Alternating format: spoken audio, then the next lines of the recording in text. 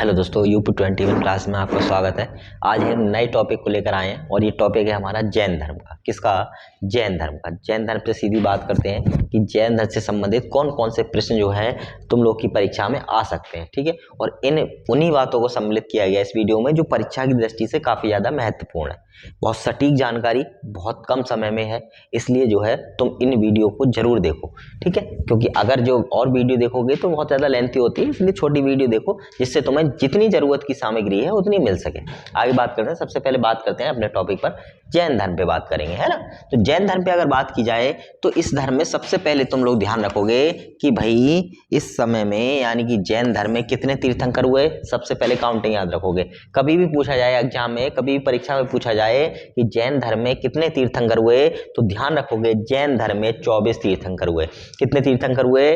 24 तीर्थंकर हुए। देखो, सबसे पहले तीर्थंकर की बात करें तो कहलाते हैं ऋषभदेव। कौन कहलाते हैं? ऋषभदेव जैन धर्म के सबसे पहले तीर्थंकर कहलाते हैं। इनको एक और नाम दिया जाता है आदिनाथ का। किस नाम दिया जाता है बेटा? आदिनाथ का नाम जो है इनको दिया जाता है। बात करते हैं अंतिम तीर्थंकर की, तो जैन धर्म के जो अंतिम तीर्थंकर हुए वो हुए महावीर स्वामी। कौन हुए बेटा? अंतिम तीर्थंकर, जैन धर्म के अंतिम तीर्थंकर महावीर स्वामी हुए। फिर से रिपीट करो, जैन धर्म में कुल कितने तीर्थंकर हुए? 24 हुए। पहले ऋषभदेव हुए और अंतिम महावीर स्वामी हुए। और महावीर स्वामी को क्या कहा गया? निर्ग्रंथ कहा गया। क्या कहा गया? निर्ग्रंथ कहा गया। यानी जो बंधनों से मुक्त है, बंधन रहित है, वही क्या है? निर्ग्रंथ है, जिसपे किसी का कोई बंधन नहीं है।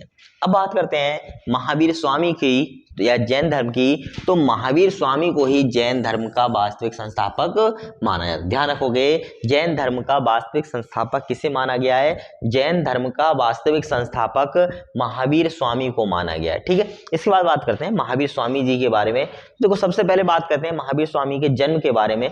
तो महावीर स्वामी जी के जन्म के बारे में बात की जाए तो महावीर स्वामी जी का जन्म 540 ईसा पूर्व में हुआ था। और इस बात की जानकारी हमें जो लगती है वो पुरानी NCERT की किताबों से लगती है।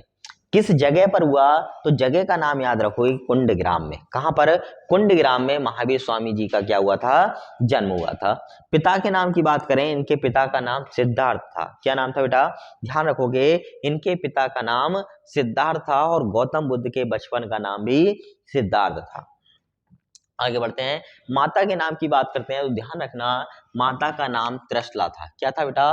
माता का नाम त्रिशला था और इनकी शादी भी हो चुकी थी। पत्नी का नाम था यशोदा। क्या नाम था? पत्नी का नाम यशोदा था। इन्होंने 30 वर्ष की आयु में गृह त्याग किया। महावीर स्वामी जी ने 30 वर्ष की आयु में गृह त्याग किया। वहीं गौतम बुद्ध जी की बात करें तो उन्होंने 29 वर्ष की आयु में गृह त्याग किया था, ठीक है। सबसे पहले बात करते हैं शिष्य की, तो इनके शिष्य जो बने वो मक्खली पुत्र गौशाल बने। कौन बने? मक्खली पुत्र गौशाल बने। और जो है ये इनके क्या बने थे? शिष्य बने थे। सबसे पहले बात करते हैं अब कि इनके बचपन का नाम क्या था। ध्यान रखोगे, इनके बचपन का नाम वर्धमान था। महावीर स्वामी जी के बचपन का नाम क्या था? इनके बचपन का नाम वर्धमान था। बात करते हैं इनके प्रथम वर्षावास की, तो एक जगह है अस्तिका ग्राम। कौन सी जगह बेटा? अस्तिका ग्राम। और अस्तिका ग्राम में ही जो है इन्होंने प्रथम वर्षावास करा था अपना। अंतिम वर्षावास की बात करें तो इनका अंतिम वर्षावास पावापुरी में हुआ। कहां पर? अंतिम वर्षावास इनका कहां पर हुआ? पावापुरी में हुआ था। आगे बात करते हैं, देखो अगर बात की जाए पुत्री के नाम की, तो इनकी एक पुत्री हुई और उसका नाम क्या रखा गया? प्रिय दर्शना रखा गया। क्या रखा गया? प्रिय दर्शना इनकी पुत्री का नाम रखा गया। ज्ञान की प्राप्ति की बात करते हैं तो इन्हें 12 वर्ष में, ठीक है, यानी 30 वर्ष में गृह त्याग किया और उसके बाद ज्ञान की प्राप्ति के लग गए, तो इन्हें 12 वर्षों में ज्ञान की प्राप्ति। कितने वर्षों में? 12 वर्षों में ज्ञान की प्राप्ति हुई थी। स्थान की बात करें तो स्थान था जंबिका गांव, जो किस नदी के किनारे पड़ता है? ऋजुपालिका नदी का। जंबिका ग्राम जो है वो ऋजुपालिका नदी के किनारे है। और ये जो बैठे थे वो साल वृक्ष के नीचे बैठते। किस वृक्ष के नीचे बैठते थे? साल वृक्ष के नीचे बैठते थे। वहीं गौतम बुद्ध जी की बात करें तो उन्होंने जो ज्ञान प्राप्त किया था वो पीपल के वृक्ष के नीचे किया था, जबकि महावीर स्वामी जी ने जो ज्ञान प्राप्त किया वो साल वृक्ष के नीचे किया था। प्रथम शिष्य की बात करें तो इनके प्रथम शिष्य जमाली हुए, जो इनके दामाद थे। यानी कि इन्होंने जो है प्रियदर्शना की शादी किससे कर दी थी, जमाली से कर दी थी। और ये जमाली ही क्या बने, इनके प्रथम शिष्य बने, जो इनके क्या थे, दामाद हुआ करते थे। क्या हुआ करते थे, दामाद हुआ करते थे। प्रथम उपदेश की बात करें तो इन्होंने प्रथम उपदेश राजगृह की विपुलाचल पहाड़ी पर दिया। कहां पर दिया बेटा, इन्होंने प्रथम उपदेश राजगृह की विपुलाचल पहाड़ी पर दिया था। तो ध्यान रखोगे, महावीर स्वामी जी ने जैन धर्म में पहला उपदेश कहां पर दिया, तो राजगृह की विपुलाचल पहाड़ियों पर दिया था। आगे बात करते हैं, देखो ज्ञान की प्राप्ति के बाद ये क्या क्या कहलाए। ठीक है, क्या बात करेंगे कि ज्ञान की प्राप्ति के बाद ये क्या क्या कहलाए। तो कुछ नाम है जो विशेष तौर पर ध्यान करोगे। देखो सबसे पहले तो ये कैबलिन कहलाए, निर्ग्रंथ कहलाए, अहर्त कहलाए और जिन कहलाए। ठीक है, ध्यान रखोगे, कैबलिन कहलाए, निर्ग्रंथ कहलाए, अहर्त कहलाए और जिन कहलाए। ठीक है, इन नामों से इनको जाना गया। देखो इनकी मृत्यु की बात की जाए तो महावीर स्वामी जी की मृत्यु कार्तिक अमावस्या को हुई। कब हुई, कार्तिक अमावस्या को हुई, जिस दिन हम सब लोग क्या मनाते हैं, दिवाली मनाते हैं। क्या मनाते हैं, दिवाली मनाते हैं। उसी दिन इनकी क्या हुई थी, मृत्यु हुई थी। और ये जो है मृत्यु का स्थान की बात करें तो पावापुरी में हुई। कहां पर हुई, इनकी मृत्यु जो है वो पावापुरी में हुई थी।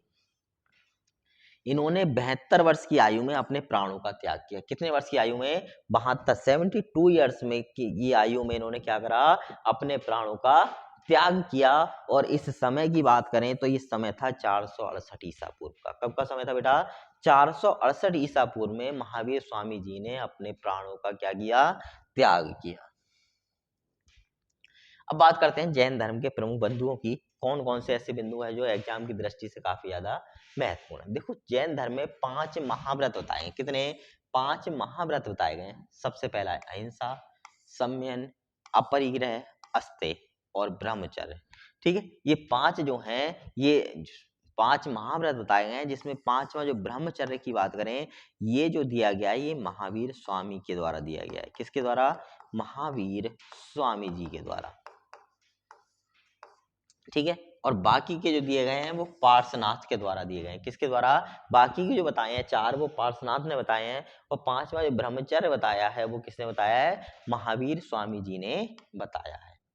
आगे बढ़ते हैं, देखो जैन साहित्य को आगम कहा जाता है। ये ध्यान रखोगे हमेशा कि जैन साहित्य को क्या कहा जाता है, तो बेटा ध्यान रखोगे जैन साहित्य को आगम कहा गया है। क्या कहा गया है, आगम कहा गया है। अच्छा, इनके जो भी लिखा गया है, जो ग्रंथ हैं, इसको किस भाषा में लिखा गया है, भाई इसको जो है प्राकृत भाषा में लिखा गया है। कौन सी भाषा में बेटा, प्राकृत भाषा में इसको लिखा गया है।